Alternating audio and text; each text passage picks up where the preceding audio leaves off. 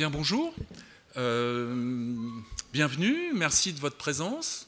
Vous êtes assez nombreuses et nombreux à venir assister à ce moment dans le cadre du festival, un moment qui est dédié à un type d'initiative ou un type de politique un peu particulier, puisqu'il s'agit des politiques ou des initiatives d'adressage, de production d'adresses donc. On se demandait si ça serait attractif. Ça peut paraître comme étant un peu technique, comme étant un peu une conférence organisée par l'Union postale internationale, mais bon, vous avez saisi qu'en fait, derrière ce type de politique ou d'initiative sur lesquelles on va revenir, il y a des enjeux qui sont liés en fait à la fabrique de la rue, hein, qui nous intéresse ici dans le cadre de ce festival.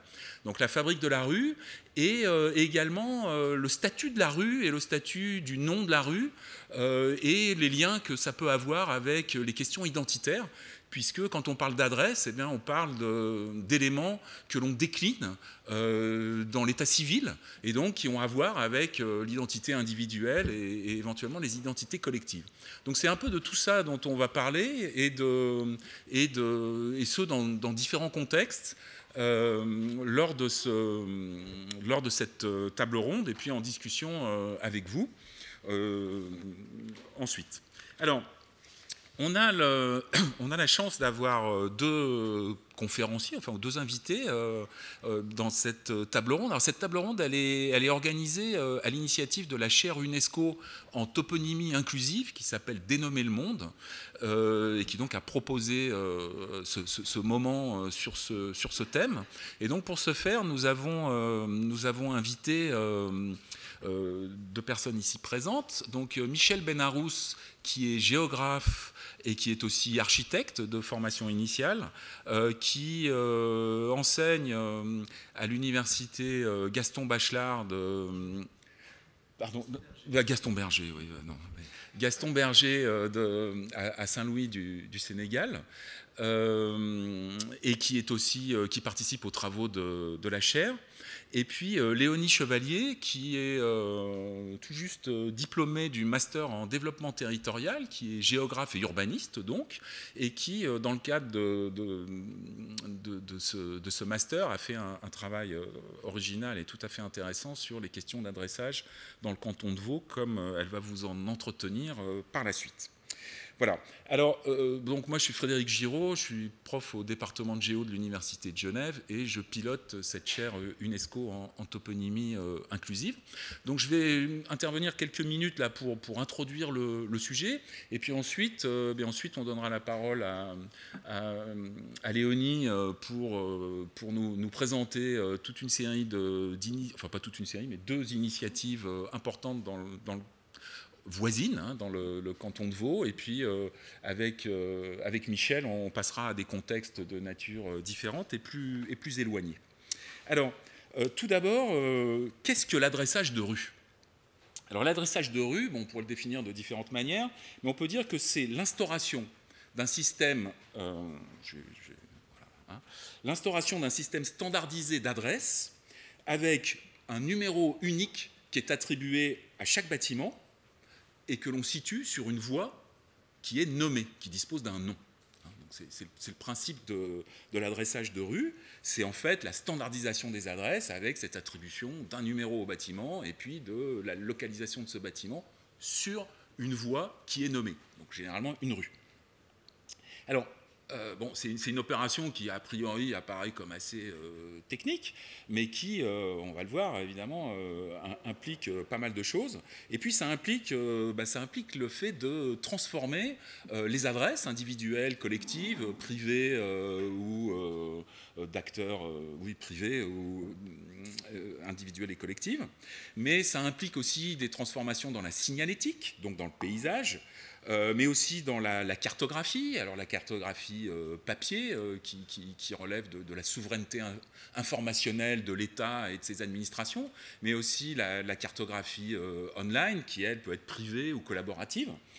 Et puis ça va instaurer des changements dans les systèmes oraux, écrits ou éventuellement numériques de navigation, d'indication, si vous voulez, de la localisation des bâtiments.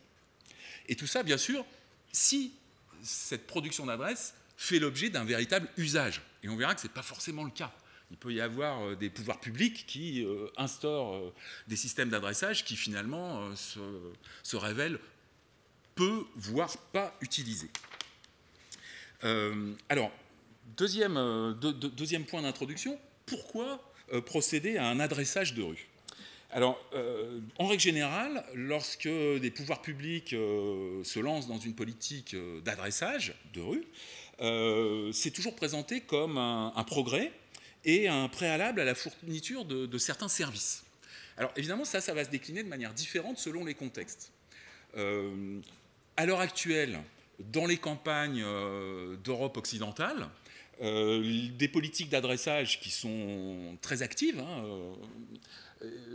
se présentent, enfin se justifient, si vous voulez, notamment pour faciliter l'accès au secours. C'est souvent l'argument principal qui est évoqué, mais aussi l'accès à de nouveaux services qui conditionnent en quelque sorte leur desserte à l'existence d'un système normé de type adressage de rue.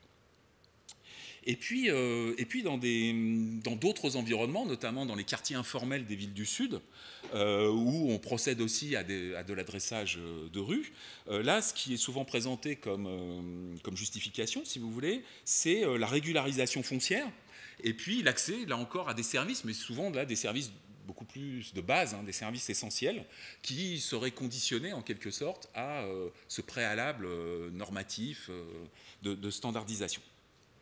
Et puis, et ça c'est vrai partout, à l'heure du tout numérique, c'est présenté partout comme un moyen de rendre plus accessible, plus facilement identifiable les bâtiments dans les systèmes de navigation numérique.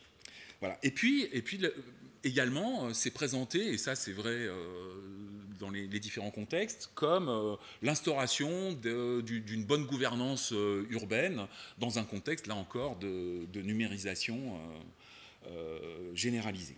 Il ne faut pas oublier, alors donc ça c'est du sous-texte, c'est jamais présenté comme ça, mais que l'adressage standardisé, ça peut être aussi un outil de contrôle pour des opérations de recensement par exemple, mais aussi un outil de repérage des ressources dans une logique de taxation et de récupération de revenus.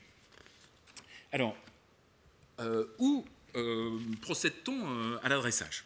Alors, au nord, à l'heure actuelle, et vous l'avez certainement tous déjà constaté, directement ou indirectement, ce sont les campagnes qui font l'objet de politiques et d'initiatives d'adressage. Alors, une partie de ce que l'on peut appeler les campagnes du Nord bénéficiait déjà d'un adressage de rue dans les agglomérations de type bourg, petite ville. Mais en revanche, l'habitat dispersé ou l'habitat vaguement regroupé sous forme de hameaux fonctionnait généralement par un système d'adresse avec les noms des personnes associés à un nom de lieu-dit. Et là, on est dans une phase de substitution assez systématique de ce système-là à un nouveau système d'adressage de rue.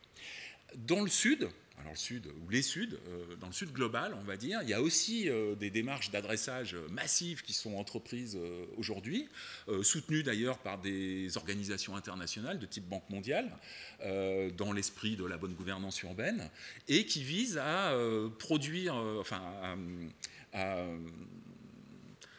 ordonner avec de l'adressage de rue des quartiers qui sont des quartiers informels. Alors rapidement, je voudrais vous présenter une typologie alors assez simpliste, mais qui fonctionne pour essayer de comprendre où ça se passe.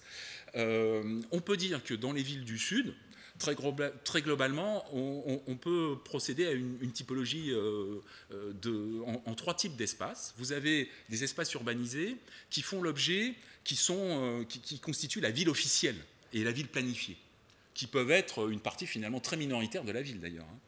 Et dans ce cas-là, on a une succession de phases qui commence par, de manière assez classique, par de la viabilisation, par de la préparation en quelque sorte à l'urbanisation. Et dans le cadre de cette viabilisation et de la préparation à l'urbanisation, il y a notamment l'adressage. Ça fait partie du package initial. Et puis ensuite, on construit, et enfin, on occupe.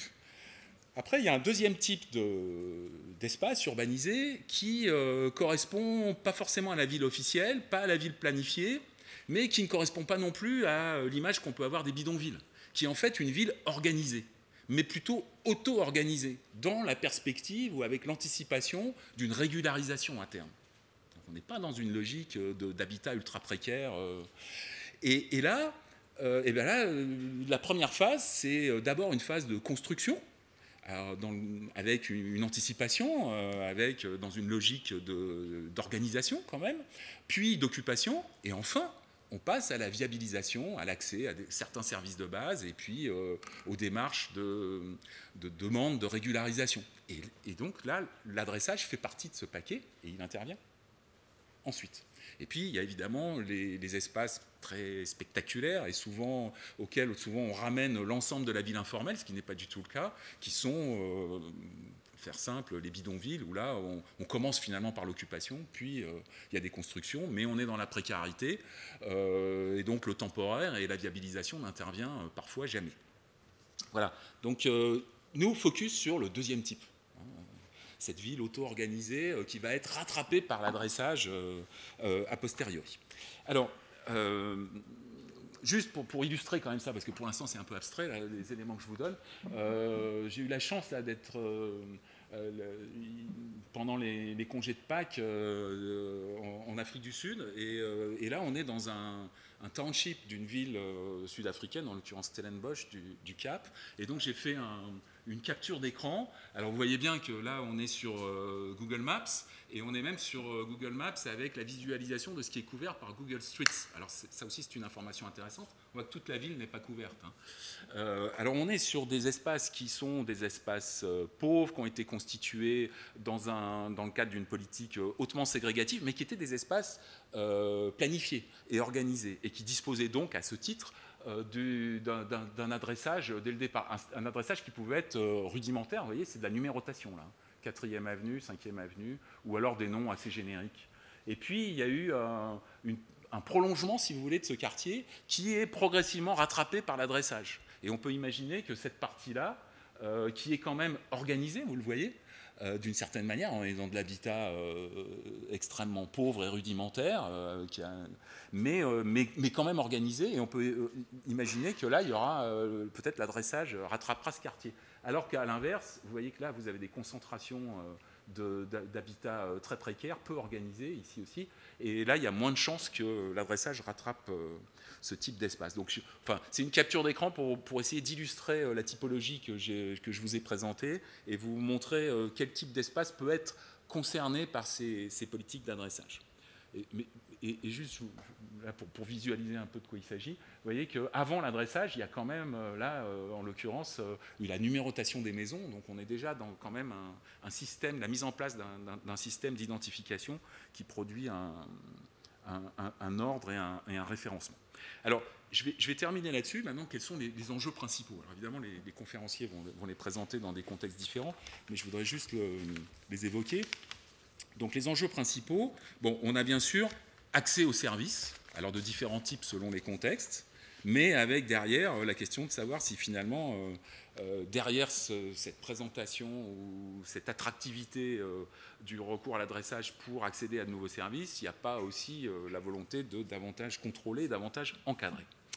Ensuite, deuxième point, deuxième enjeu important dont on va pas mal discuter, je pense, c'est le fait qu'il y a une transformation spatiale qui s'opère avec ces politiques d'adressage, puisque généralement on va passer d'un système dans lequel on se repérait à partir d'objets géographiques remarquables ou à partir de lieux-dits, et tout d'un coup, le référentiel rue va s'imposer comme étant le référentiel, même unique, en tout cas pour ce qui est de l'adresse. Et ça, c'est pas rien. C'est quand même une transformation importante et qui ne correspond pas forcément au vécu ni aux représentations et aux pratiques spatiales des résidentes et des résidents. Donc on sera amené à parler de ça. Et puis il y a aussi une transformation sémiotique et langagière qui s'opère à cette occasion-là, parce que ces rues nommées, et bien justement, elles vont avoir un nom. Alors le nom, bon, ça peut être simplement un numéro, hein, éventuellement, mais évidemment, ça peut être investi de différentes manières. Alors soit en se référant justement aux objets remarquables, bref, à la géographie vernaculaire préexistante, ce qui est une option, mais une autre option, plus top-down, peut être d'investir ce nouveau paysage linguistique à partir des noms de rues d'une signification qui fait sens notamment pour le pouvoir, ou en tout cas pour la collectivité, avec le régime commémoratif ou le régime honorifique, avec notamment des noms de personnes, par exemple. Et évidemment, tout ça n'est pas neutre, loin de là. Et puis, bien sûr, l'enjeu principal, c'est quid des noms de lieux-dits préexistants, des noms d'objets géographiques remarquables. Est-ce qu'ils sont réinvestis? Est-ce qu'ils sont oubliés? Est-ce qu'ils continuent à être utilisés en marge de l'officiel? Voilà.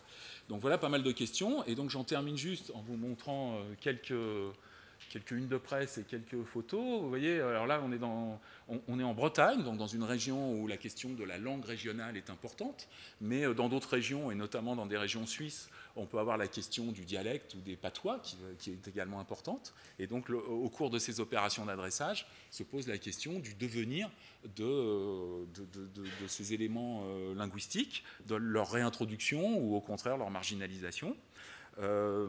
Donc là, vous voyez, il y a des mobilisations au nom de la conservation, ou en tout cas de la valorisation, disons, d'éléments vernaculaires. Et puis là, alors, il s'avère que ce n'est pas très représentatif, hein. En ce moment, il y a des opérations massives d'adressage dans toutes les campagnes françaises. Et cette opération est une opération assez particulière, originale. Donc elle n'est pas représentative d'un mouvement de fond, mais en même temps, ça montre que ça peut être investi d'une manière totalement différente. Puisque là, au contraire, on produit une couche de noms de rue issus de quelque chose qui n'a strictement rien à voir avec les réalités locales, régionales et historiques. Ce sont des noms de chanteurs et chanteuses de variétés. Et donc là, on a un collectif qui semble... finalement investi, participant à cette démarche, donc qui est très opposée de la précédente. Et puis en changeant de contexte, voici une photo qui a été prise à Niamey il y a quelques années. Alors vous voyez une plaque de rue qui est issue d'une politique d'adressage. Et alors cette plaque de rue, bon, là c'est le cadrage de ma photo évidemment, elle est sur le côté, mais c'est quand même représentatif d'une réalité existante et qui apparaît dans le paysage, mais qui finalement est peu utilisée, peu pratiquée, peu appropriée. Mais en revanche, vous voyez que là il y a des graffitis qui par contre parlent d'un certain mode d'appropriation de la rue par des jeunes, par des groupes de jeunes, avec leur propre imaginaire, leurs propres références, et puis éventuellement des combinaisons qu'ils peuvent faire. Parce que vous voyez, là, il y a AMA et DMX. Là, on est entre une personnalité locale, politique de Niamey, associée au nom d'un rappeur américain. Et tout ça a été réalisé par un groupe de jeunes qui investit temporairement parfois cet espace pour en faire un lieu de rencontre. Et ça, c'est beaucoup plus vivant en quelque sorte que la plaque de rue qui apparaît là. Et puis alors à l'inverse, pour montrer quand même qu'il peut y avoir aussi...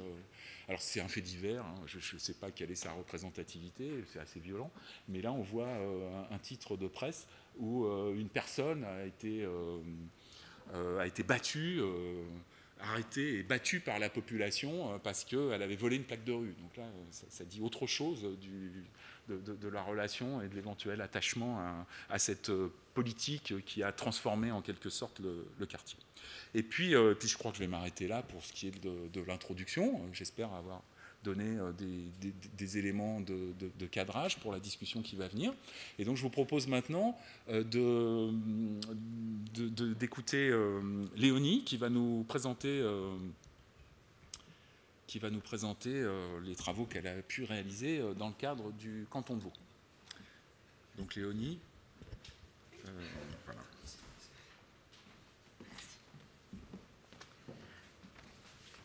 Bonjour. Donc, pour faire suite à Frédéric, moi, je vais vous parler des reconfigurations territoriales à travers les changements de dénomination, avec le cas du Sentier de la Serre et celui du campus de l'EPFL. Donc, pour parler du passage des noms locaux, par exemple des lieux-dits ou encore des chalets, au nom de voies, je vais m'appuyer pour cette présentation donc, sur les 2 cas situés dans le canton de Vaud et qui vont permettre d'illustrer plusieurs des enjeux en lien avec ces questions. Donc, celui du sentier de l'Essert, qui se situe en fait au sein de la vallée des Ormonts, à Ormont-Dessus, et celui du campus de l'EPFL, qui est en périphérie de Lausanne. Donc, tout d'abord, je vous propose de revenir sur un exemple qui se trouve aux Ormonts, dans les Alpes vaudoises, où a eu lieu, au début des années 90, un processus d'adressage des noms de rues. Plus précisément, donc, prenons ici le cas du sentier de l'Essert et sa zone alentour, située en l'occurrence à proximité du village des Diablerets. Donc, comme vous voyez sur la carte, ici on a le sentier de l'Essert qui permet de mener au lieu-dit la Laïa, à pied. À peu près 300 mètres de dénivelé en aval de la montagne, vous avez la rivière la Grande Eau, et de l'autre côté de cette rivière, 3 bâtiments, le sentier 1.2, 1.3 et 1.4. On retrouve aussi le sentier 1.1 qui lui est rattaché au lieu-dit le Laideret et aussi le sentier 1, le sentier de l'Essert 1 qui lui est à côté du sentier de l'Essert. Donc, pour répondre aux normes fédérales et cantonales, où toute adresse doit avoir un nom de voie avec un numéro attribué, par exemple pour répondre aux besoins de la poste ou encore des pompiers, ces 3 bâtiments sont maintenant numérotés et rattachés au sentier de l'Essert, donc ceux situés de l'autre côté de la rivière la Grande Eau. Là déjà, on voit qu'il y a plusieurs éléments qui font tilt. Donc déjà, la route que vous voyez adjacente à ces 3 bâtiments, elle, n'est pas nommée. Pourtant, dans la pratique locale, la plupart des locaux l'identifient comme la route qui mène à Cruchamp ou parfois comme la route qui mène à Verchamp, les 2 lieux-dits à proximité. Aussi, ils localisent parfois la zone en tant que rattachée au sentier de l'Essert 1.3 et qu'ils appelaient la buvette Chétony, une ancienne buvette située à cet endroit. Donc en fait, pour eux, ils ne rattachent pas du tout cette zone et ces bâtiments au sentier de l'Essert et aussi à son lieu-dit, l'Essert, puisque ce sont des entités géographiques qui sont vraiment distinctes. Donc rappelons-le, une rivière coule entre les deux, aucune route directe ne les rattache, près de 300 mètres de dénivelé et 2 km à vol d'oiseau environ les séparent. Bref, ce sont des zones qui sont géographiquement distinctes pour les locaux. Donc en fait, cela permet de revenir sur plusieurs enjeux. Tout d'abord, cela pose la question de la cohérence entre les normes suisses et cantonales d'adressage et les pratiques de dénomination locale. Quelle est l'utilité de cet adressage si les locaux n'en ont pas l'usage et l'habitude? Cela renvoie aussi à la question de la logique du rapport au territoire à avoir des odonymes, soit des noms de voies, plutôt que des lieux-dits ou encore des chalets. Ensuite, ce cas permet d'exemplifier l'enjeu de faciliter la géolocalisation pour les services. Que se passe-t-il si une personne signale à la centrale des pompiers un feu à la buvette Chétony, alors que la centrale ne la connaît que sous le nom de sentier de l'Essert 1.3? Des problèmes peuvent donc être générés, notamment en cas d'urgence. Enfin, il renvoie à la question d'une certaine forme de banalisation à l'égard du processus, et avec un possible manque de concertation auprès d'experts et d'expertes, et ou de locaux fins connaisseurs du territoire, et qui auraient en fait pu prévenir cet écart. Cela aurait aussi pu faciliter le processus d'appropriation de ces nouveaux noms de voies pour les locaux en choisissant un nom plus en cohérence et rattaché à la géographie et l'histoire des lieux. Donc passons à un second point, celui des pratiques dénominatives locales, soit les habitudes et les manières de nommer le territoire. Donc reprenons le sentier de l'Essert. Celui-ci évoque en fait le lieu-dit l'Essert, qui est situé à proximité et qui signifie un terrain défriché ou un pâturage. Traditionnellement, les locaux se référaient au lieu-dit et ne nommaient pas le chemin, mais où ils allaient. Je vais à l'Essert, pas je suis sur le sentier de l'Essert. Nommer le sentier s'oppose donc aux pratiques locales d'origine et crée une nouvelle lecture du territoire. Cela exemplifie assez bien le gap entre l'usage des dénominations locales et l'usage des noms de voies, où l'identification et le rapport au territoire est différent. Précisons, je vais à l'Essert. En tant que lieu-dit, ça signifie une zone, un lieu fixe dans le territoire. Je suis sur le sentier de l'Essert, ça signifie une voie de communication, la mobilité dans le territoire. Du lieu, le nom devient une voie, d'une aire, on passe à une ligne. Avec ce passage au nom de rue, on passe aussi de la fixation à la mobilité. Un troisième point qu'on peut relever avec le cas du sentier de l'Essert est celui des graphies très variés qu'on retrouve historiquement. Si on s'attarde cette fois au nom La Laïa, donc le lieu situé en haut du sentier de l'Essert, on voit déjà sur la carte qu'elle n'a pas la même graphie en tant que lieu-dit qu'en tant que chemin. Une fois, elle est avec le Z, une fois sans. Ici, en fait, c'est le lieu-dit qui se francise en se départant du Z, tandis que le chemin, dans sa forme écrite patoise, le conserve.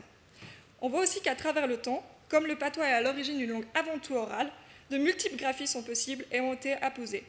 Donc vous avez l'alaya sans le Z, en l'alaya, ou encore l'alaya avec le Z.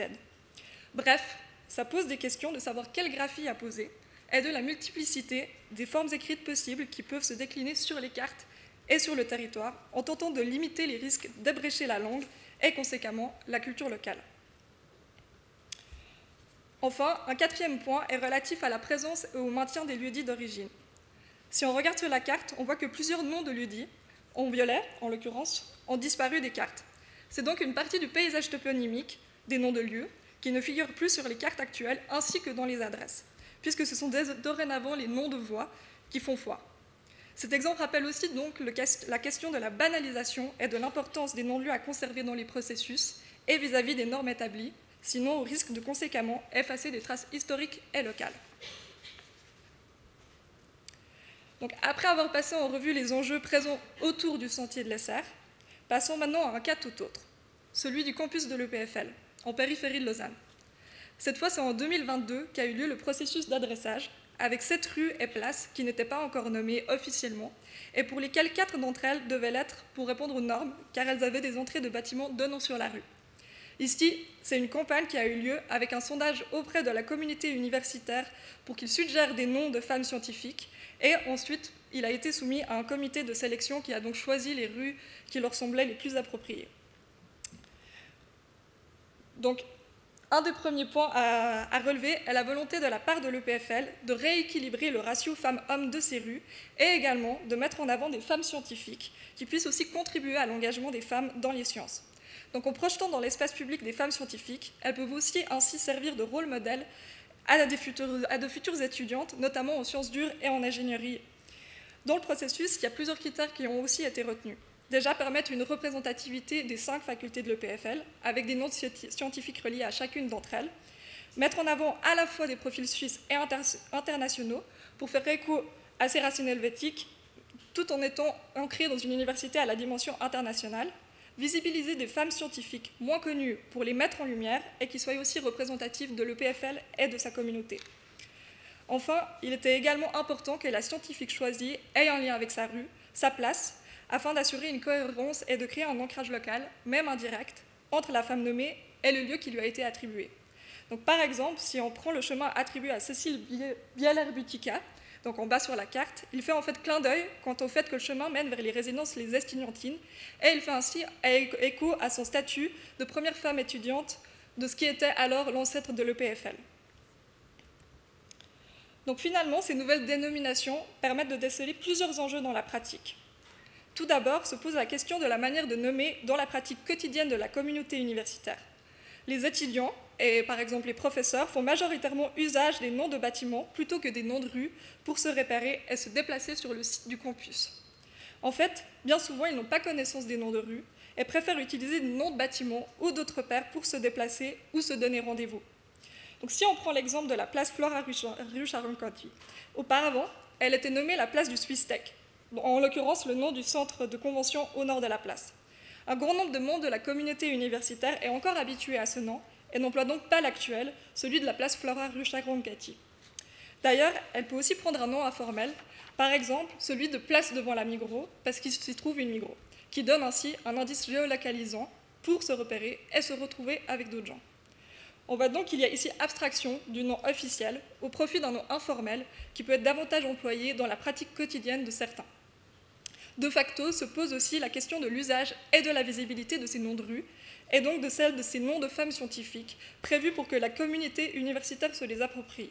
En fait, ici sur le campus, si les noms de rue répondent aux normes suisses et cantonales, on décèle que cela ne répond pas, ou pas pleinement, aux normes du campus, qui a un système d'adressage autre, fonctionnant avant tout avec des noms à partir des noms de bâtiments, y compris dans les adresses postales. Ça limite donc la visibilité de ces noms de femmes scientifiques dans le paysage du campus et au-delà. Donc si on reprend nos deux cas, on constate avec l'exemple du sentier de l'Essert, mais aussi avec celui du campus de l'EPFL, que la normalisation toponymique contrevient aux habitudes locales et témoigne pour un bout d'un manque de connaissance du territoire et de ses réalités au profit de la mise aux normes étatiques. Donc en fait, on décèle aussi un manque de coordination dans les processus, générant parfois des problèmes de transposition spatiale ou aussi virtuelle, comme sur les cartes ou les GPS, de ces nouveaux noms, et ce qui se répercute sur l'usage et l'appropriation qui peut être faite par les usagers et usagères de ces nouvelles dénominations. On voit qu'il y a une difficulté à changer les habitudes dénominatives, particulièrement lorsque les lieux sont déjà nommés et que les usagers et usagères emploient ou défendent de précédents référents dans leur pratique quotidienne. Donc que ce soit comme à l'EPFL, où les membres de la communauté universitaire se repèrent plutôt grâce au nom de bâtiments, par exemple le bâtiment CE, ou à des noms informels, comme la place devant la Migros.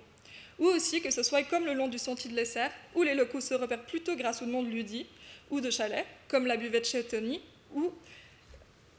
Et ce sont des dénominations donc, qui font plus de sens pour les usagers que le référentiel de la voie qui est lui promu par les processus d'adressage actuels. Donc ça pose ainsi la question de l'acceptation et de l'appropriation de ces noms qui nécessitent un changement d'habitude mais aussi une nouvelle lecture du territoire. Ce qui peut parfois être perçu comme imposé, en plus aussi de venir challenger leur identité ainsi que le rapport au territoire des habitants de ces lieux. Merci.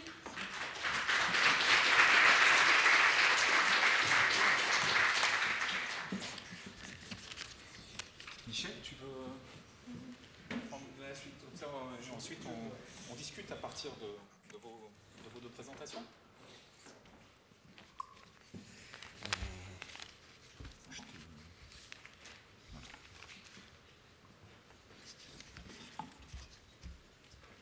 D'accord. Bonjour, adressage et idéologie. Alors, je vais tout de suite expliquer cette histoire d'idéologie parce que je viens d'un... avec Fred et Léonie, on participe d'un champ d'études qui s'appelle la toponymie critique ou toponymie politique et qui a l'habitude de s'intéresser, qui a pour objet principal les noms de rues, les noms de voies, mais ça peut être aussi les noms de villes ou d'autres noms de lieux, et qui s'y intéresse sous l'angle de leur dimension politique, sociale, culturelle, et pas uniquement en termes techniques d'adressage. Et ce champ de la toponymie politique ou toponymie critique qui existe depuis une vingtaine d'années, une des critiques qu'on peut lui faire justement, donc critique au second degré, c'est qu'il est devenu extrêmement prévisible dans son approche de la dimension politique des noms, et il fait aussi un usage du terme idéologie qui est proche du langage courant, ou dans le langage courant, quand on dit que quelque chose est idéologique, c'est un terme politique et généralement utilisé pour discréditer soit un nom, soit une renomination, soit un mouvement citoyen, militant pour un changement de nom. L'idée de cette présentation, c'est que cette approche courante, on va dire, de l'idéologie est un petit peu courte parce qu'elle s'intéresse simplement au sommet de l'iceberg, les noms eux-mêmes et leur signification éventuellement politique, au détriment de deux autres composantes qu'on retrouve évidemment dans l'adressage, que je considère comme un système idéologique entier, comme un ensemble de dimensions, de relations entre ces dimensions, un ensemble d'idées, de conception, d'opinions communes. Alors on a les noms, on peut l'appeler la dimension morale ou la dimension vertueuse, tel nom est bon, tel nom n'est pas bon, tel nom est politiquement correct, tel nom ne l'est pas, tel nom est légitime ou pas dans tel ou tel contexte. Et puis il y a une dimension éminemment cognitive, puisque ça apparaît avec la signalisation. Le nom n'existe pas seulement de manière orale dans l'adressage, il est projeté, il est inscrit dans le territoire. Donc la dimension cognitive, c'est voici ce qui est. Quand on voit une plaque de rue, on sait que c'est un nom de rue. Et puis surtout, il y a tout au fond, au plus profond, la dimension prescriptive. Il faut adresser, on a besoin d'un système d'adressage pour telle ou telle justification. Et entre ces trois dimensions morales, cognitives, prescriptives, il y a des liens qui sont... là, je les présente de manière exploratoire, mais il y en aurait peut-être d'autres. Alors, la calculation du territoire aussi, c'est un mot que j'emploie pour la dimension prescriptive que j'emprunte au géographe Ruben Rose Redwood. À mon sens, il n'y a pas de définition commune en français, mais en gros, il s'agit de quoi? Il s'agit de réduire le territoire à un ensemble d'éléments normalisés, un ensemble de référentiels qui sont géolocalisables et géolocalisés, les voies de circulation pour l'adressage, qui facilitent l'action publique. Et généralement, Rose Redwood ou d'autres auteurs anglophones qui emploient ce concept, c'est dans une perspective de contrôle.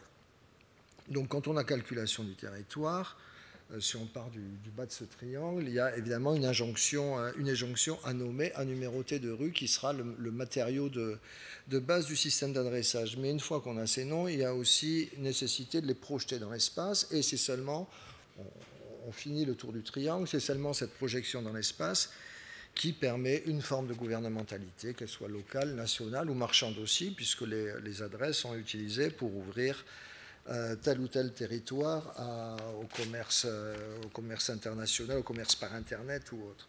Et dans le triangle intérieur, si on parle des noms ou des numéros, ce qui est relativement nouveau dans beaucoup de contextes avec les systèmes d'adressage, c'est qu'on a une stabilisation des noms. En milieu vernaculaire, on peut avoir des noms stabilisés, mais on peut avoir aussi des noms qui émergent des usages et qui changent en fonction des usages. Là, on parle d'une stabilisation qui va permettre justement la calculation du territoire. On fait le tour de notre triangle. Pourquoi ça ne marche plus? J'ai dû faire une bêtise. Sûrement.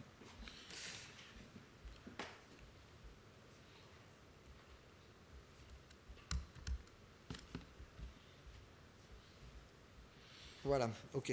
Ah, ouais, ça a l'air bon. Ok. Donc ces noms vont être stabilisés. Ils vont faire l'objet aussi d'un affichage matériel qui est standardisé, puisqu'on retrouve des plaques bleues avec écriture blanche dans la plupart des villes de France. Ailleurs, ça sera d'autres dispositions graphiques. Et que je vais montrer un petit peu plus tard, c'est que ces noms stabilisés et cette standardisation de l'affichage participent aussi, non pas de la représentation de l'espace, mais de la production directement de l'espace. Alors, là, mon objet, c'est quoi? C'est de contribuer à renouveler un petit peu les cadres de cette toponymie politique qui est devenue un petit peu trop prévisible. C'est un papier exploratoire. Je vais me borner à faire quelques propositions qui pourraient enrichir les analyses de la toponymie critique et qui pourraient vous intéresser. Alors, si on part des noms et numéros, là, ce que je montre avec ces trois images, c'est typiquement c'est des objets typiques de la toponymie politique ou de l'odonymie. Toponymie, c'est les noms de lieux, odonymie, c'est les noms de voies. Donc, une sous-branche de la toponymie. On est clairement sur du commémoratif, donc des noms de personnes qui ont une valeur ou qui devraient avoir une valeur politique. Sur l'avenue Nelson Mandela, c'est marrant que l'avenue Nelson Mandela, elle soit en français, et puis on se fend d'une traduction anglaise dont peut-être la mairie de Nouakchott en Mauritanie pouvait se passer, mais on est clairement sur du consensuel global. C'est un nom qui passe bien, c'est un nom qui a été donné à une époque où Nouakchott essayait d'étendre sa présence internationale et de réchauffer ses relations internationales avec certains pays qui s'étaient un petit peu refroidis. On est sur du beaucoup moins consensuel avec l'esplanade Ben Gurion à Paris, qui a été vandalisée aussitôt inaugurée en 2010. Les plaques de rue étaient volées et on voit que ça continue. Et puis alors on est sur du pas consensuel du tout avec la rue Colbert à Bordeaux. Donc Colbert qui était l'instigateur du Code noir qui régissait les relations maître-esclave aux Caraïbes, aux Antilles, et à Bordeaux en particulier, qui est un grand port négrier qui a longtemps fait l'impasse sur cette dimension de son histoire. Et il a fallu mettre des plaques explicatives. C'est une des premières, il y a 6 plaques explicatives sur l'esclavage, sur l'histoire de l'esclavage à Bordeaux. C'est une des 6. Mais ce qui m'intéresse là-dedans, et c'est la proposition, c'est que les noms en tant que tels, que ce soit Nelson Mandela, que ce soit Ben Gurion, que ce soit la rue Colbert, qui avait été un nom qui avait été donné à la fin du 19e, début 20e à Bordeaux, ne peuvent renseigner que sur les intentions des nominateurs. Il n'y a pas d'efficacité en soi de ces noms.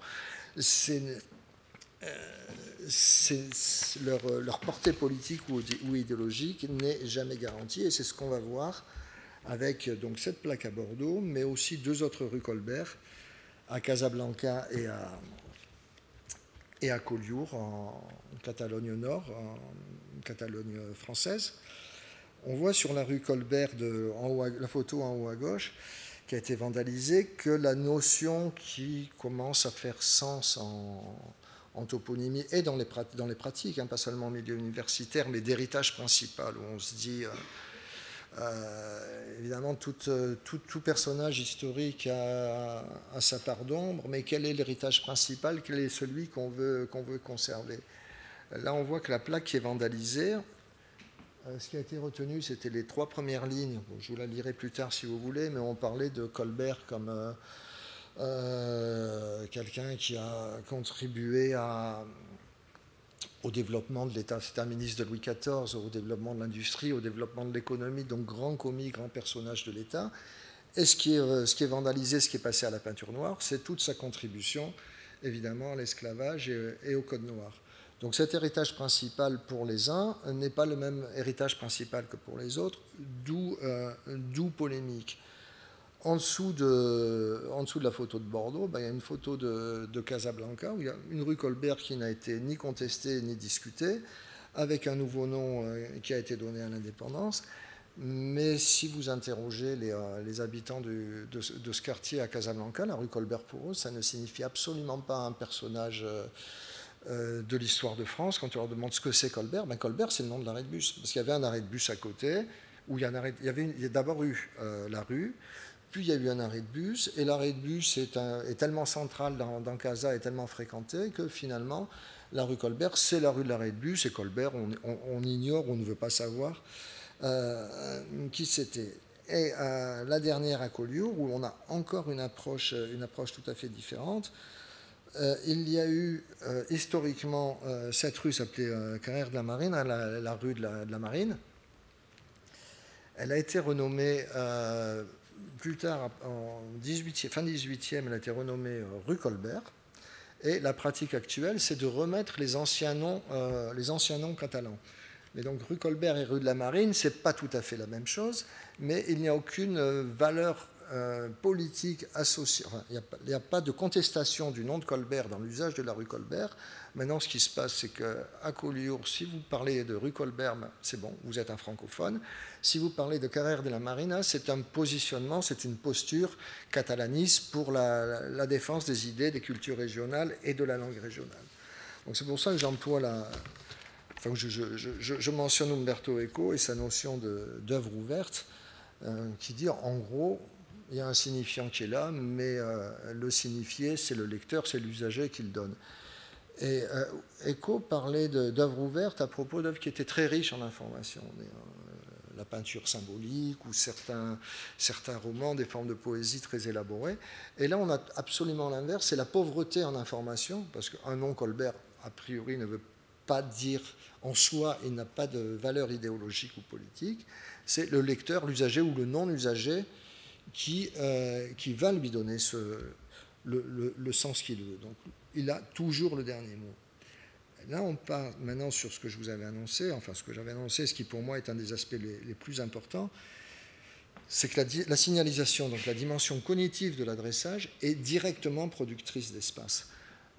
Sur le plan de gauche, on voit en bas de la photo, alors en orange très foncé, c'était le Dakar initial, le Dakar colonial qui a remplacé une douzaine de villages traditionnels qui existaient, de villages lébous qui s'appelaient les Pench, qui ont été rasés pour le premier plan damier de Dakar.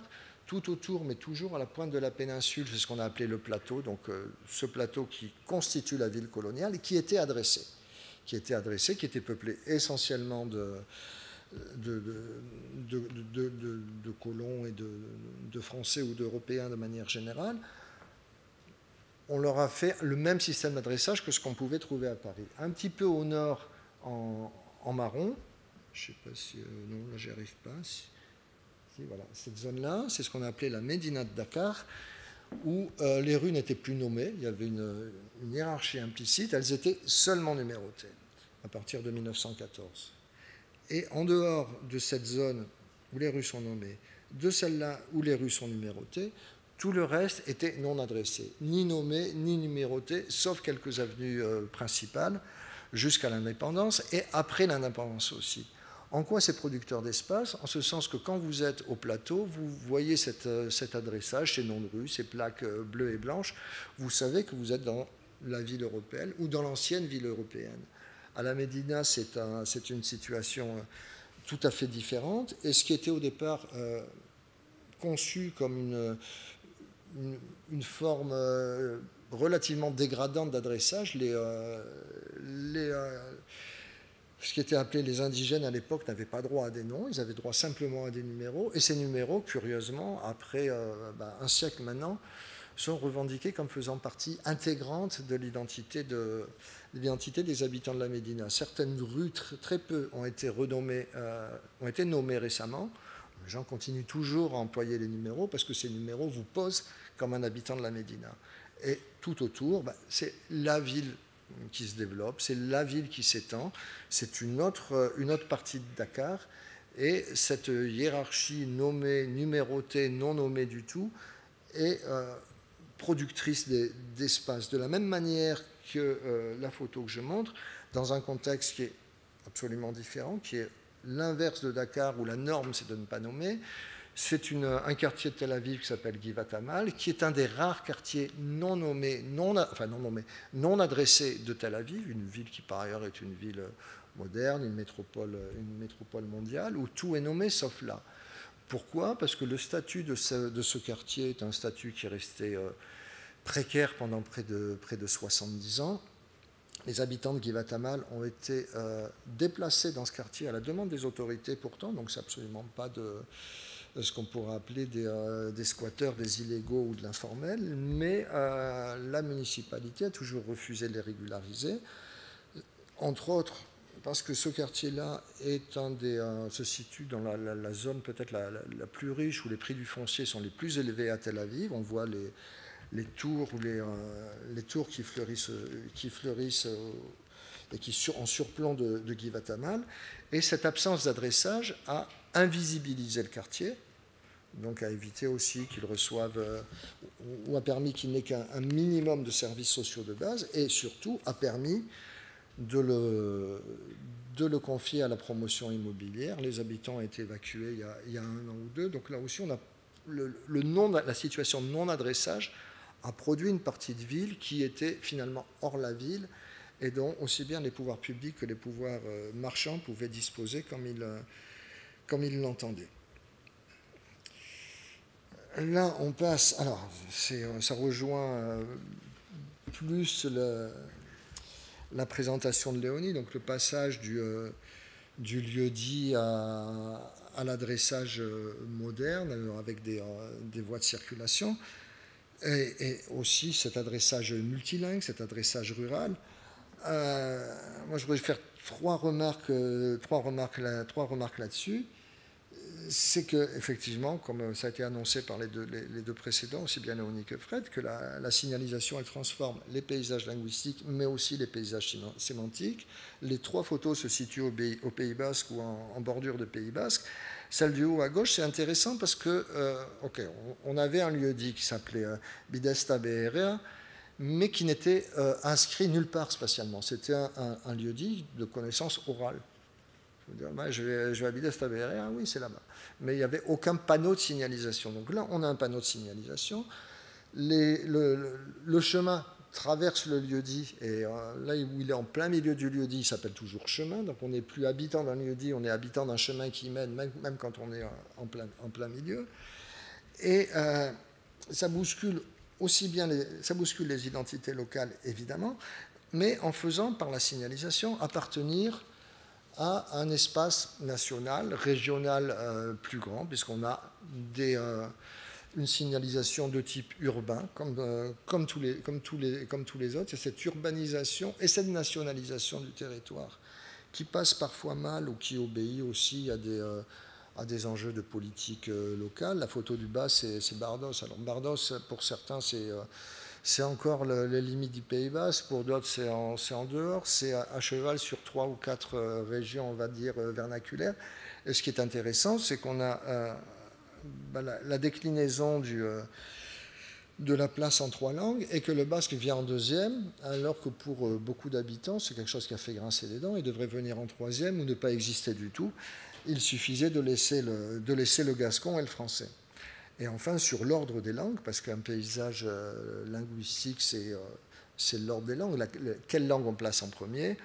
On voit sur la photo la plus grande à droite, Saint-Jean-Pied-de-Port, donc qui est en Soule, qui est une des sous-régions les plus remuantes du Pays basque français.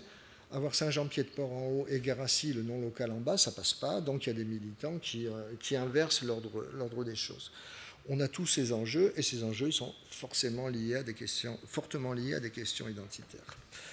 Donc là, on rejoint aussi la question des référentiels. Qu'est-ce qu'on nomme? Qu'est-ce qu'on prend comme référentiel? Calculer le territoire, donc contrôler le territoire, si on garde la perspective de Redwood et du contrôle, ça suppose que les référentiels utilisés soient pertinents et appropriés. Là, je montre deux types de lieux signifiants qui ne rentrent absolument pas dans l'adressage. À gauche, alors, il y a une rue qui est nommée au plateau en plein centre de Dakar, mais le Grand Arbre lui-même, c'est une forme de signalisation qui signale un de ces villages traditionnels qu'on appelle toujours les pench. Et on se repérera beaucoup plus facilement par rapport à ce pench qui s'appelle Mbot, et on le voit de loin avec son fromager majestueux. La plupart des pench sont organisés ou étaient organisés autour d'une place publique avec en son centre un grand arbre. Et ce qui est intéressant, à mon sens, c'est que ces pench, il y a deux choses intéressantes. La première, c'est qu'ils sont mobiles, puisque les premiers villages ont été détruits au moment de la création du premier plan de Dakar. Ils se sont installés dans des dents creuses de la ville, et puis au fur et à mesure que ces dents creuses se remplissaient, ils bougeaient d'un endroit à l'autre, et toujours en gardant le même nom. Donc le même nom correspond historiquement et dans la durée à des lieux mobiles.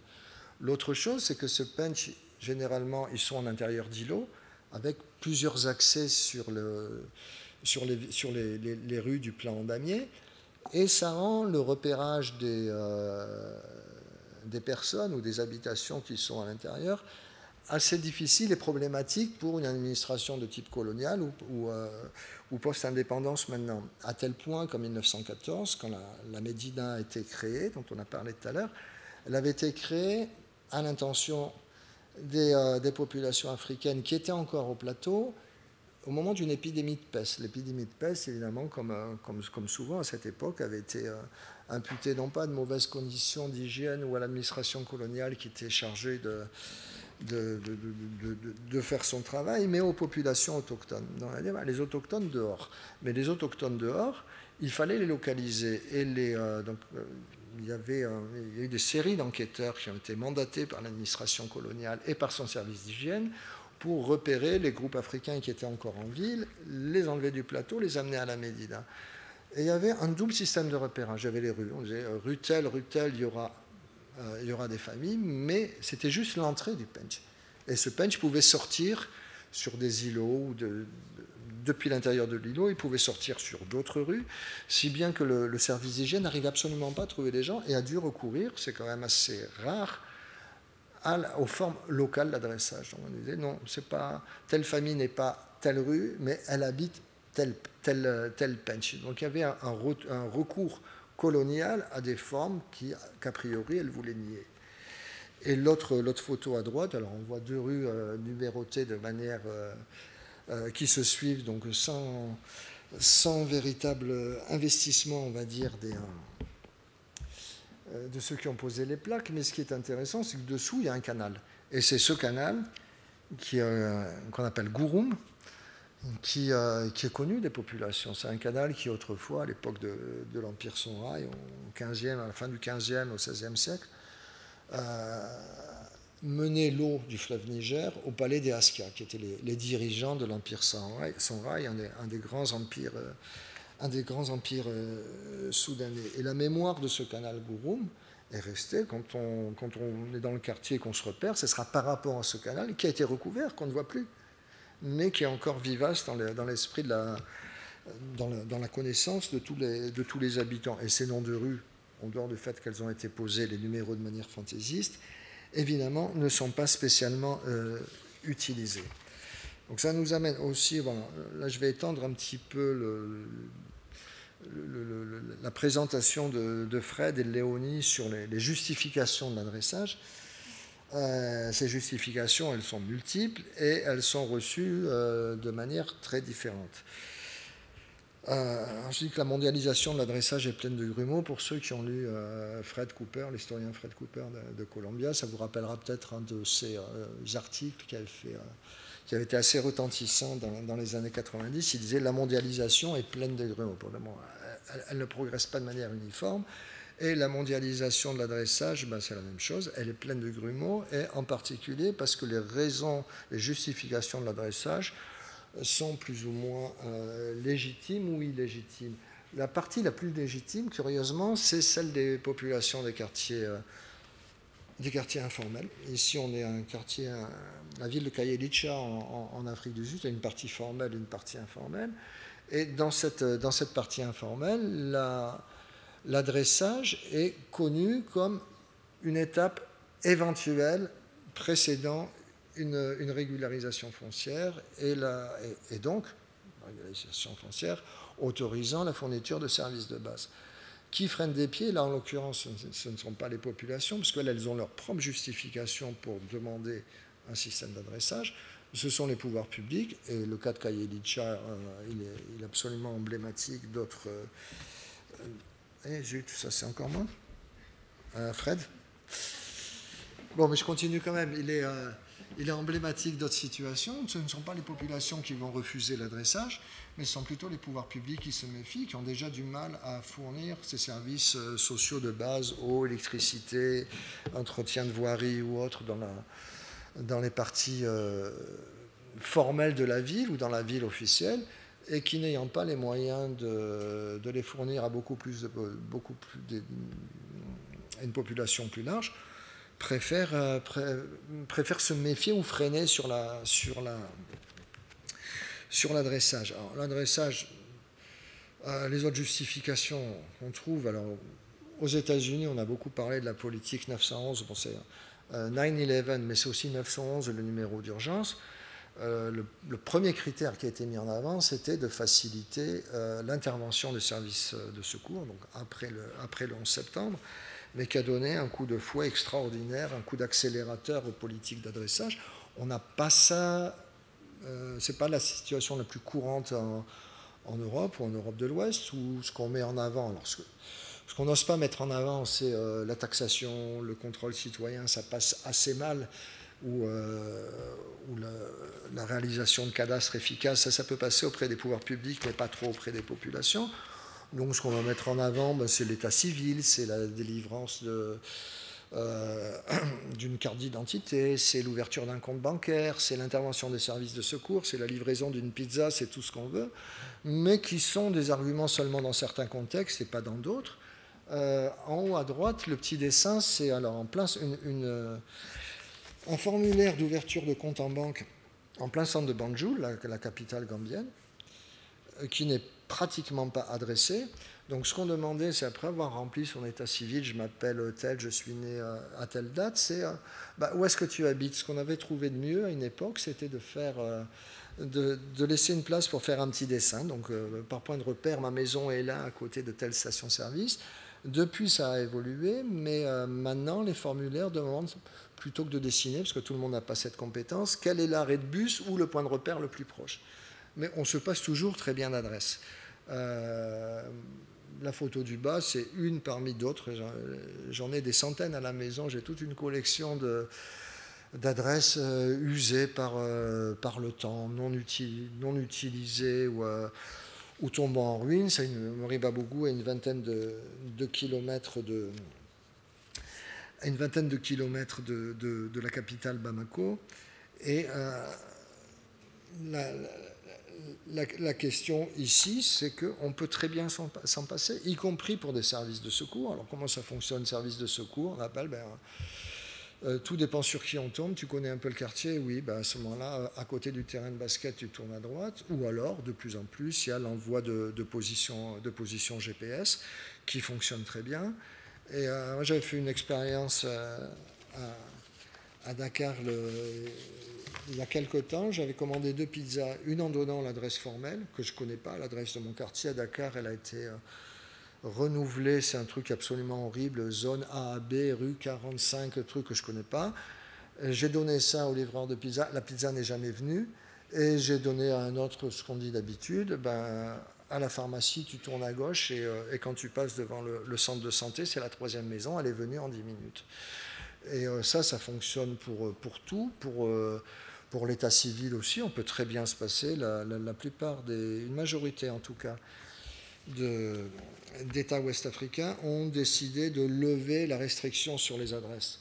Donc maintenant, l'adresse est simplement dans quelle commune tu habites. On n'a pas besoin de donner un nom de voie et un nom de rue.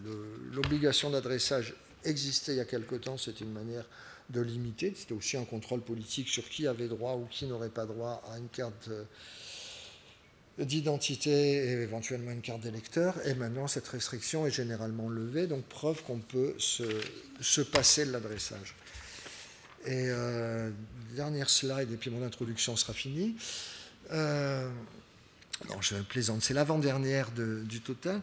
C'est pour montrer l'insuffisance de la réflexion sur le nom. Là, je montre des photos de Tel Aviv. Alors, c'est une manifestation de l'an dernier, des manifestations monstres contre le gouvernement Netanyahou, contre la réforme du pouvoir judiciaire. Ces manifestations se tenaient tous les samedis soirs dans une place de Tel Aviv que les manifestants ont fini par nommer place de la démocratie.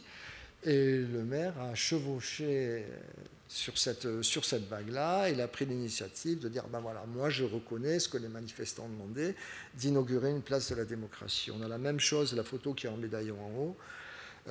Après les événements du 7 octobre, les familles des otages qui sont encore à Gaza se sont rendues dans cette place, manifester, se serrer les coudes, mener des actions de pression sur le gouvernement. C'est encore sous forme oppositionnelle, on va dire, et cette place aussi a reçu son nom, place des otages. Alors pour certains, ce type de nomination qu'on va retrouver en dehors de Tel Aviv, ça m'intéressait à Tel Aviv, vous allez comprendre pourquoi, mais semble emblématique d'une tendance où, je crois, ça c'est à titre d'hypothèse, ça peut être discuté, mais par rapport au temps ancien, ce qu'on pourrait appeler l'ancien régime, où les noms de rues, de voies émergeaient des usages, émergeaient des pratiques, étaient des noms vernaculaires. Il y a un monopole de l'État central qui s'est formé sur la nomination des rues. Alors en France, c'était le XVIIe siècle, ailleurs ça a été peut-être un petit peu plus tard, il a été mis en œuvre. Et dans l'ensemble des pays, on a retrouvé une forme très forte de centralisation sur les noms de rues. Au Sénégal, à l'indépendance, c'était seul le président Senghor qui avait le droit de nommer les rues. Dans tout le pays, un nom de rue, c'était lui qui les nommait, qui les changeait. Puis c'est devenu quelque chose de plus collégial, c'est passé à un ministère, c'est passé à une commission, c'est passé aux municipalités sous contrôle du préfet, donc sous contrôle de l'État central, puis sans contrôle de l'État central. Et de plus en plus, on a des initiatives citoyennes, militantes, participatives, qui se félicitent, et sans doute à bon droit, quand elles réussissent à faire changer un nom ou en amener comme ici, mais ça reste le sommet de l'iceberg. Et se battre sur les noms, sans se battre sur les dimensions cognitives et surtout prescriptives, c'est laisser, à mon sens, la partie la plus profonde de l'idéologie d'adressage dans l'ombre et se développer à bas bruit. Et pourquoi c'est intéressant en Tel Aviv? Parce qu'on a vu ce quartier de Givat Hamal, mais il y en a d'autres, des quartiers qui ne sont pas adressés et qui sont livrés pieds et poings à la spéculation immobilière. La différence entre quartier adressé et non adressé est producteur d'inégalités et de hiérarchie dans la ville, et cela reste inchangé si on se focalise à l'excès sur les noms eux-mêmes. Et ça, c'est pas une conclusion, c'est plus une ouverture, c'est une forme de subversion. Alors c'est peut-être de l'anecdotique, mais moi qui m'a charmé à Dakar, pas très loin d'où j'habite, c'était une ruelle qui est devenue une rue et qui est reconnue comme Beloudof, la rue du Fou, par les inscriptions de quelqu'un qui, selon ses humeurs, va mettre, vous voyez son petit poème expliqué, je ne résiste pas au plaisir de le lire, la rue mon amour change au gré de mes humeurs, ou est-ce moi qui change au gré des siennes? Mon amour de chair habitait une rue 6, qui depuis a changé de nom. Où est-ce que mon amour de chair qui a changé d'humeur? Ventre plein, j'écris des rues paires. Les jours sans, je crée des rues impaires, et chaque jour ou presque, je les efface avant qu'elles ne s'effacent sans moi. C'est une forme de subversion dans le sens, alors subversion au sens où on emploie ce terme en géographie culturelle ou dans les études culturelles, où un objet qui a été créé pour un usage, un objet qui peut être idéal, comme l'adressage, est utilisé pour un autre. C'est de la subversion dans le sens où il n'y a pas de nom fixe, le nom change tout le temps, et en même temps c'est quelque chose qui est producteur d'espace. Parce que ce qui était une ruelle totalement anonyme, personne n'y habitait, ceux qui passaient, passaient en rasant les murs, et maintenant c'est connu comme la rue du Fou. Et c'est une rue qui mène d'une rue nommée officiellement à une autre rue nommée officiellement, je ne connais pas leur numéro, je crois que c'est rue 42, rue 48, personne ne les connaît, mais la rue du Fou, tout le monde la connaît. Donc la subversion aussi des systèmes d'adressage est productrice d'espace. Voilà. Merci.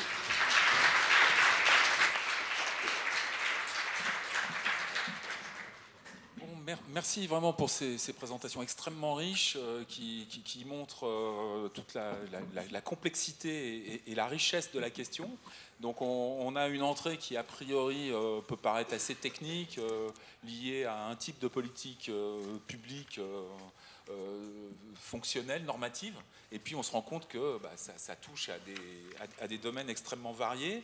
Ce que je constate aussi, c'est que par rapport au thème du festival, on voit aussi que les politiques d'adressage sont aussi des vecteurs d'imposition de la rue ou de la voie comme référentiel majeur, et que parfois ça peut être violent, parce que parfois c'est en contradiction avec des pratiques. Avec des savoirs, et cette imposition de la rue peut aussi avoir un caractère violent sur le plan symbolique, mais aussi sur le plan fonctionnel, cognitif. Voilà. Et puis alors, ce que j'ai apprécié aussi dans vos présentations respectives, c'est que ce qui peut apparaître comme des solutions à des problèmes un peu complexes, nécessite quand même d'être pris avec une certaine distance, et les solutions sont parfois pas si évidentes que ça, notamment une solution qui intervient souvent, enfin ce qui est présenté souvent comme une solution au problème d'adressage, c'est vous avez un attachement à des dénominations vernaculaires, notamment les lieux-dits, et il va y avoir l'adressage, vous inquiétez pas, on va reconvertir le vernaculaire dans le nom de voie, le nom de rue. Alors, et c'est présenté comme du coup la solution à tous les problèmes. On a bien vu avec la présentation initiale de Léonie que c'était loin d'être le cas, puisqu'en fait on affecte certes un même référent linguistique, mais à un objet géographique qui n'est pas du tout de la même nature, et du coup ça induit éventuellement d'autres problèmes. Également, je veux dire, une modalité qui a pu être trouvée, et que moi-même j'ai d'ailleurs pu revendiquer dans certains contextes, qui est celle du legs principal, du principal legacy, pour des problèmes de commémoration problématique, qui permettent éventuellement de rentrer dans la question avec une grille de lecture qui permet de hiérarchiser les problèmes, qui permet éventuellement de définir des priorités, même si ça n'apporte pas de solution directe. On a vu là avec notamment Colbert et la resémantisation des rues Colbert à travers le monde, comment évidemment les choses sont effectivement très complexes. Alors on avait prévu un premier tour là, puisque c'est une table ronde, mais comme le temps passe, je pense et que vous êtes nombreux et que c'était très riche, je pense que ça pourrait être bien d'abord de prendre un premier tour de questions ou de remarques, et puis d'avoir après les réactions à ce premier tour de questions ou de remarques, qui pourra inclure le retour sur nos présentations respectives. Voilà, donc moi je ne vous vois pas parce que je suis ébloui, mais peut-être qu'il y a quelqu'un, oui, voilà, quelqu'un qui va vous passer le micro. Donc n'hésitez pas, soit à poser des questions pour avoir des clarifications sur certains points, soit à présenter des remarques. Bon, je ne vous vois vraiment pas, je suis désolé. Qui se lance?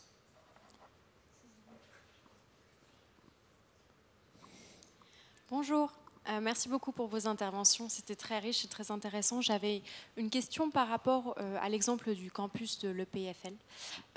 Comme les places ont été renommées selon des noms qui apparemment ne sont pas tellement utilisés par la communauté scientifique, est-ce que vous savez si l'EPFL compte éventuellement renommer ces bâtiments pour que justement ça donne plus de visibilité, de crédibilité aux femmes dont ils ont donné les noms de rue, puisqu'il y a un exemple en ce moment de justement renommer un des bâtiments de l'Université de Genève. Je me demandais si c'était le cas aussi et une politique justement de visibilisation que le PFL pouvait faire, soit suite à vos travaux, soit qu'ils ont déjà prévu de faire. Merci beaucoup. Est-ce que ça marche? Oui, ça marche. Bonjour, merci pour votre question. Alors, à ma connaissance, non. Actuellement, je ne crois pas que ça le soit. Notamment parce que ça pose aussi effectivement la question de renommer des bâtiments où la communauté est déjà habituée, vous m'entendez? Oui, à ces noms. Et donc non, je ne crois pas que ça soit prévu dans les politiques actuelles de l'EPFL. Là, ça avait été en fait mis en place notamment parce qu'il y avait justement cette opportunité de nommer 4 rues qui devaient être nommées et qui du coup a permis de finalement nommer 2 rues en plus et une place. Mais 2 places et une rue en plus, pardon. Mais au niveau des bâtiments, je ne crois pas que ça soit envisagé dans l'immédiat. C'est ce qui serait intéressant, mais sinon c'est vrai qu'il pourrait y avoir déjà des politiques de visibilisation qui pourraient être mises en plus, notamment avec peut-être une infographie, par exemple informative, sur ces noms de rues avec des femmes scientifiques, et puis par exemple un peu une explication sur qui sont ces femmes et dans quelle mesure elles ont intervenu dans le passé.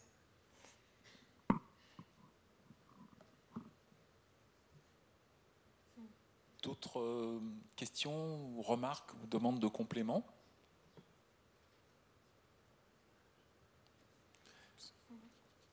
Oui.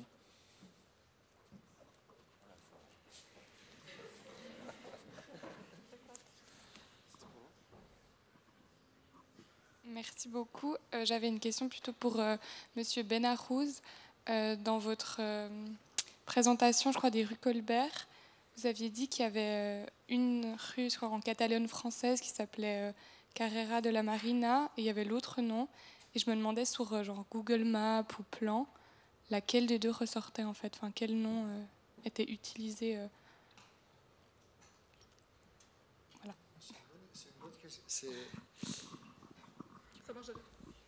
C'est une bonne question à laquelle je ne peux pas répondre parce que j'utilise très peu Google Maps. Mais sur les plans de ville officiels, généralement, c'est le nom français qui reste sur les plans écrits.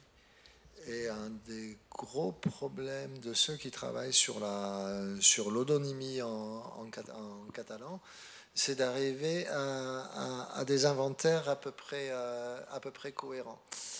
Et ces inventaires n'existent pas ni à Collioure, ni à Perpignan, alors ils sont extrêmement parcellaires, bien que les rues soient affichées la plupart du temps dans les deux langues, en français et en catalan. Et d'ailleurs, ce qu'on peut remarquer, c'est que de temps en temps, c'est le même nom. La Colbert et Marina, c'était pas les mêmes, mais de temps en temps, ça coïncide. Mais ce qui l'emporte encore, on va dire, c'est le français. C'est c'est la seule langue dans laquelle on a des répertoires complets. On les a pas pour le catalan. Alors c'est pas une réponse sur Google Maps ou sur les usages online, mais c'est un élément de réponse quand même. Voilà. Peut-être je profite de votre question pour évoquer cette dimension qui est effectivement importante de la traduction des nouvelles dénominations, des renominations ou des plurinominations sur la toile via la cartographie online notamment. Évidemment, c'est quelque chose d'important dans la mesure où les bases de données d'informations géographiques sont particulièrement utilisées à différents titres pour de la navigation, mais aussi pour de la localisation ou pour des travaux d'analyse ou du repérage, ou toute forme de repérage. Donc il y a un véritable enjeu sur le devenir des noms dans la sémiosphère que constitue maintenant le monde numérique, numérique de la cartographie. Alors, je peux vous donner un exemple. Donc là, on est en Afrique du Sud, on y est allé à plusieurs reprises dans les présentations. On est en Afrique du Sud dans un township historique de la ville du Cap, donc dans un quartier qui a été conçu, planifié, mais dans un contexte de ségrégation extrême. Hein. Donc on était dans les quartiers réservés aux populations dominées d'origine africaine, mais des quartiers planifiés et organisés. Et en l'occurrence, là, c'est un quartier qui s'appelle Gougouletou et qui, d'emblée, dès sa construction, au tout début des années 60, a fait l'objet d'un adressage, voilà. Et d'un adressage sous une forme bien particulière qui reprend ce qu'a évoqué à Dakar Michel. Donc il y a un système d'adressage pour ces quartiers dominés, on pourrait dire, et ségrégés, qui est ultra fonctionnel et qui utilise la numérotation. Et en plus, on rajoute quelque chose pour bien insister sur le caractère de périphérique ou dominé de ce quartier. On rajoute le préfixe NY pour Native Yard. Hein, donc les quartiers des populations autochtones, et donc suivi du numéro de la rue. Donc ça, c'était le système d'adressage initial conçu dans le cadre du système d'apartheid. Il a été décidé, assez tardivement d'ailleurs, de procéder à une renomination pour éliminer ce mode d'adressage qui était quand même tout à fait caractéristique de la période d'apartheid. Et donc il y a eu tout un processus participatif, et ça a débouché sur la renomination de toute une série de voies avec, alors là on est sur le régime commémoratif, hein, honorifique, où là on a pris des noms de personnalités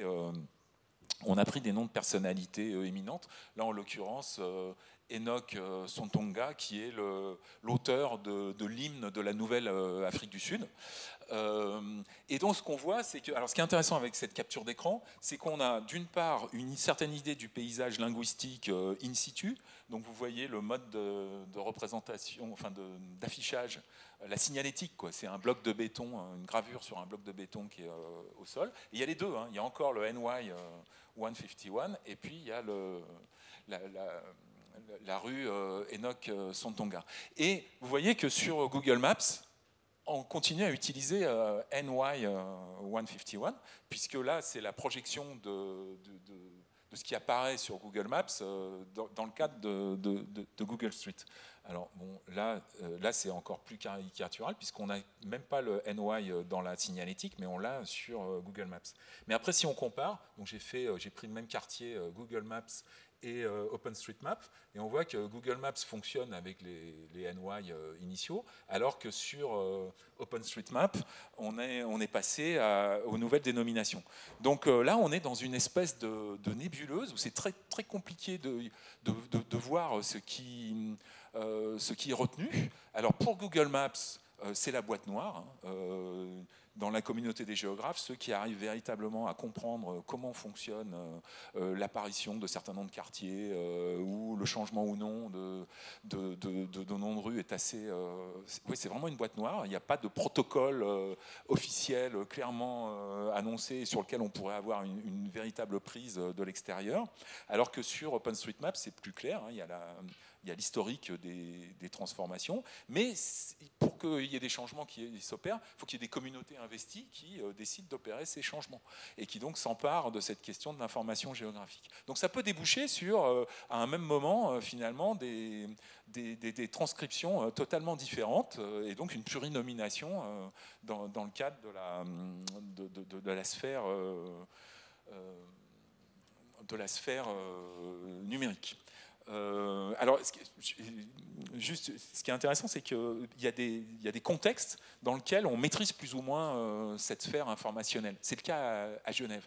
À Genève, je dois vous dire que la question de la dénomination des lieux en général est quelque chose qui est géré de manière très rigoureuse par les services de l'État sous la direction du géomètre cantonal, avec notamment la commission de nomenclature.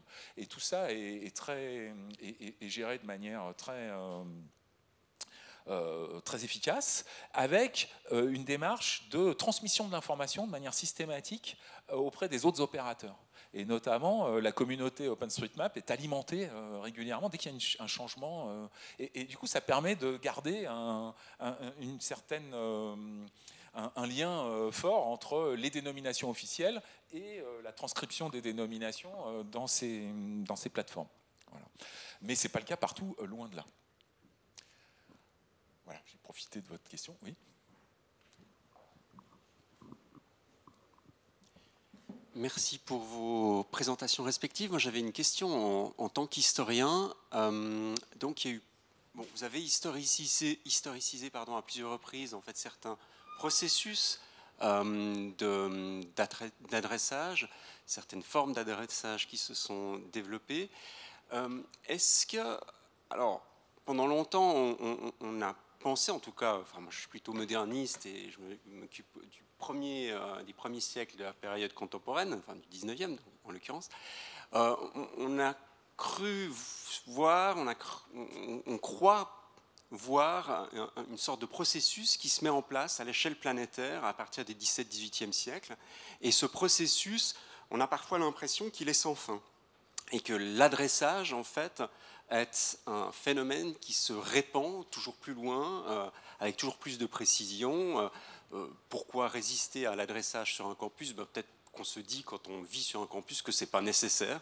Et la même chose quand on vit à la montagne, peut-être qu'on se dit que ce n'est pas nécessaire d'avoir un nom de rue et une numérotation dans ces lieux-là. Donc voilà, d'un côté un processus qui semble sans fin, et de l'autre, ça m'a beaucoup intéressé ce que vous avez dit, Monsieur Benarous, sur finalement un processus qui serait enrayé, si j'ai bien compris, puisque dans les pays d'Afrique de l'Ouest, il n'y a plus d'obligation d'adressage. Alors, est-ce que c'est une particularité de cette région du monde, ou est-ce qu'au contraire, il faut plutôt penser qu'on va aller vers un processus sans fin qui va toucher finalement aussi ces pays-là? Voilà, c'est une question sur la temporalité et sur les effets enfin, plutôt sur l'intensité du processus qui a encore une fois été mis en place maintenant il y a 3-4 siècles. Je ne sais pas si je peux répondre directement à la question, mais je peux peut-être la compléter sur la nature du processus. En France, qui est retenu généralement par les historiens comme le premier pays où un monopole des pouvoirs publics s'est mis en place sur la nomination des lieux et qui a été donc appliqué à l'odonymie en particulier, au nom des rues, et qui a permis de généraliser les systèmes d'adressage. Ce monopole est généralement considéré comme étant mis en place vers 1600, en gros. On est donc encore dans l'Ancien Régime, mais l'Ancien Régime ne s'est pas beaucoup servi de ce monopole. Alors, il a évidemment honoré quelques grands du royaume, par-ci, par-là, mais le premier usage systématique de ce monopole a été réalisé après la Révolution française, et pour des raisons qui étaient considérées et qui étaient explicitement décrites comme pédagogiques. Il y avait une nature pédagogique de l'adressage. Il fallait faire passer certaines valeurs, donc les valeurs révolutionnaires. Et il me semble que c'est ça, plus que l'adressage lui-même, qui s'est généralisé au reste du monde. C'est cette nomination des voies de circulation à des fins politiques, commémoratives ou autres. Et ça, je crois qu'effectivement, il y a un mouvement mondial qui peut-être est en train d'arriver à son apogée. Peut-être on s'apprête à un reflux, je ne sais pas. Mais dans le même temps, on constate qu'il y a aussi des poches de résistance et qui ne sont pas seulement africaines ou ouest-africaines. Au Japon, jusqu'à présent, l'adressage se fait sur le référentiel, c'est le bloc de rue, c'est l'îlot, le pâté de maison, c'est pas la rue, c'est le bloc. Il me semble qu'en Corée du Sud aussi, ça doit être le cas. Ça a longtemps été le cas dans les villes nord-africaines, alors pas pour des questions d'adressage, mais pour des questions de repérage ou d'adresse. Mais voilà, on habite tel bloc, on habite à côté de tel bâtiment, mais la rue elle-même n'était pas utilisée à des fins d'adressage. Donc il y a quelque chose qui se développe.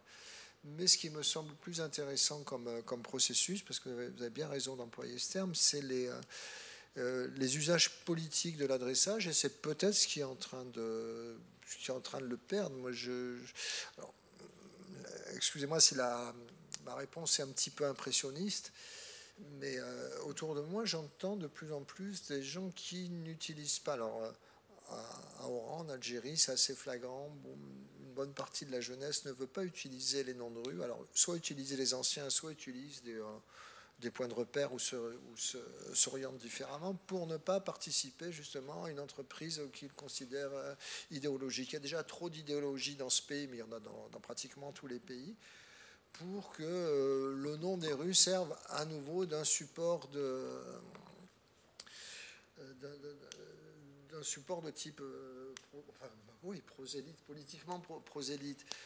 Ça, on l'entend, je l'ai entendu à Dakar aussi, auprès de membres des commissions de nomination. Il y avait un gros projet, un programme de la Banque mondiale dans les années 90 qui voulait adresser une 50aine de villes africaines prises dans une quinzaine de pays, dont Dakar, et les membres de la commission ont vraiment traîné des pieds. On leur disait, mais vous pouvez nommer comme vous voulez, vous avez carte blanche, vous pouvez numéroter aussi si vous voulez. Et ils ont dit, mais est-ce qu'on peut laisser en l'état?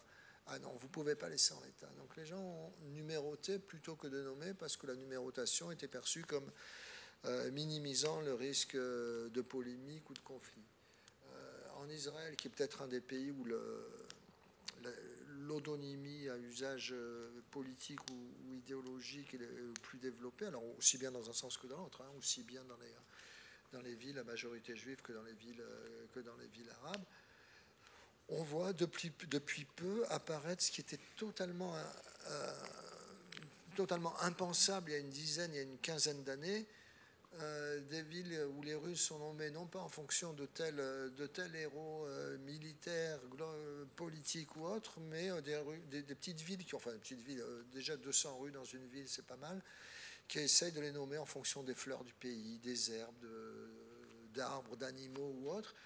Et ce refus de la commémoration, c'est aussi une manière d'exprimer une saturation du politique.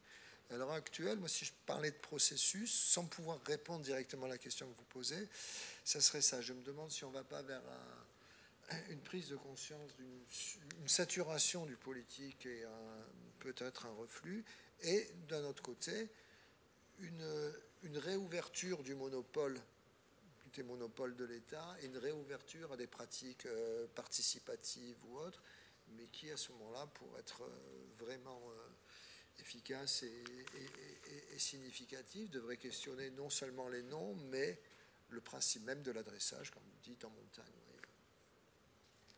Peut-être j'ajoute juste un petit complément.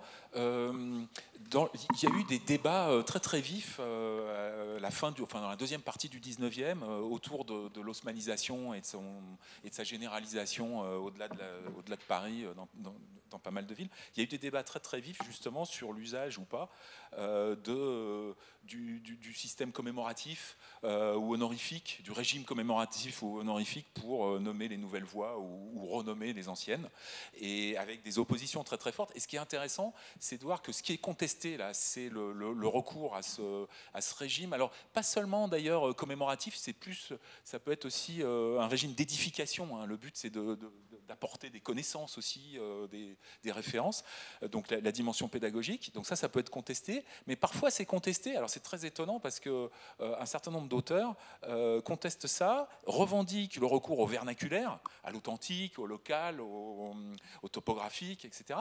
Mais le revendiquent selon des normes qui, elles, sont les normes de la fonctionnalité et de la standardisation, alors que le recours au vernaculaire passe en fait par des objets qui ne sont pas forcément bien définis, dont le début et la fin ne sont pas très nets, le fait qu'il y ait une certaine fluidité entre ce qui est le nom de rue, ce qui est le nom du pâté, ce qui est le nom du quartier, et du coup le débat finalement entérine le passage à de la standardisation. Mais en revanche, l'opposition, elle porte sur ce dont vient de parler Michel. Et puis deuxième élément, vous parliez de l'Afrique de l'Ouest, enfin pas que l'Afrique de l'Ouest, mais disons l'Afrique subsaharienne.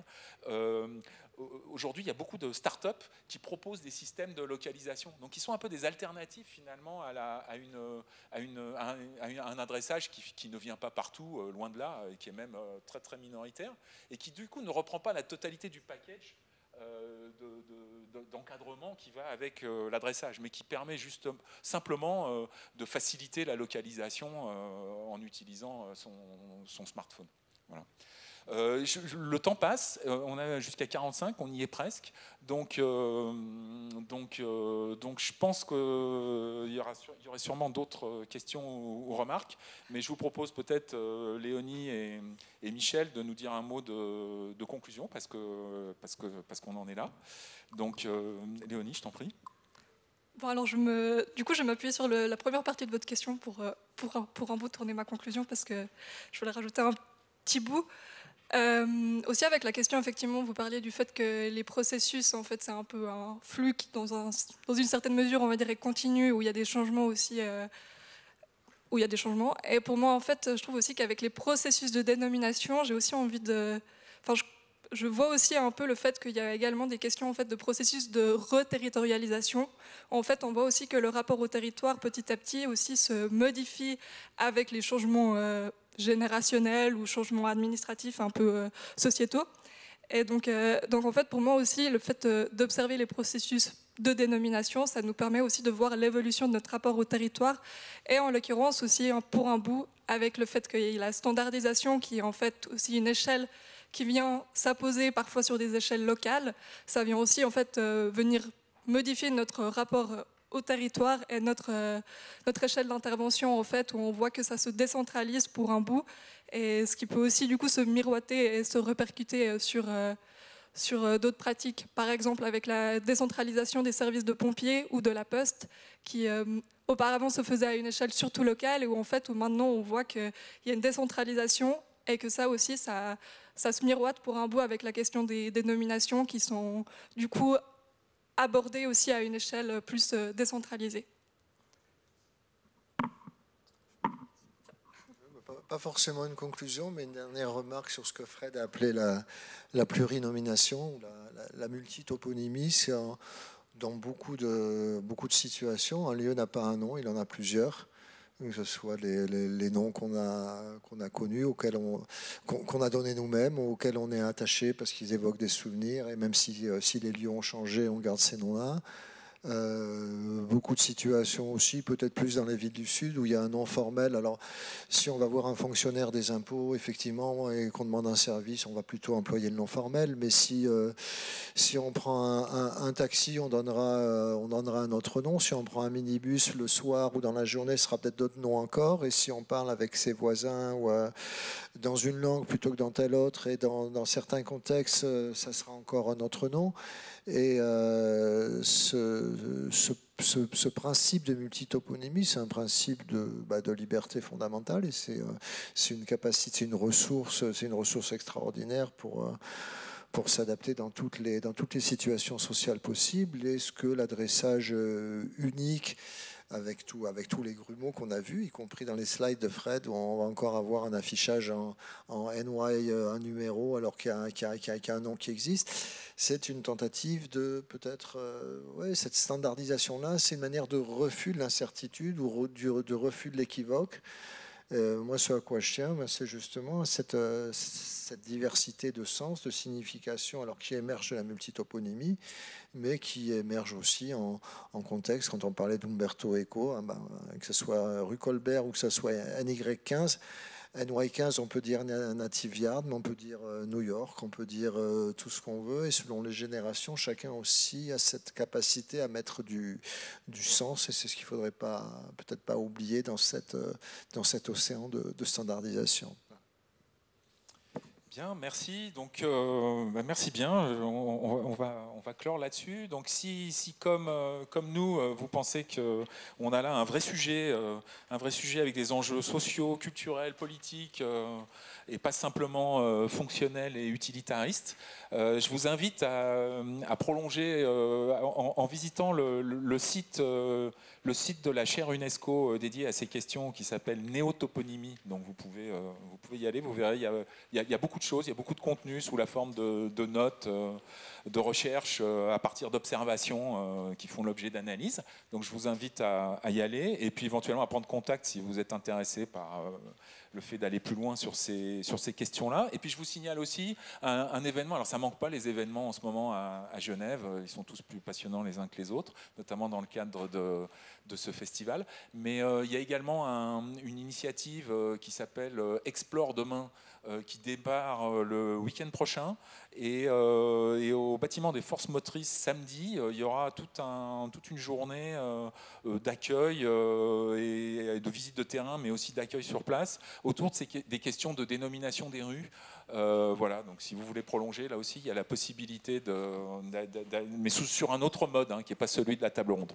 Voilà, merci beaucoup, et puis à bientôt.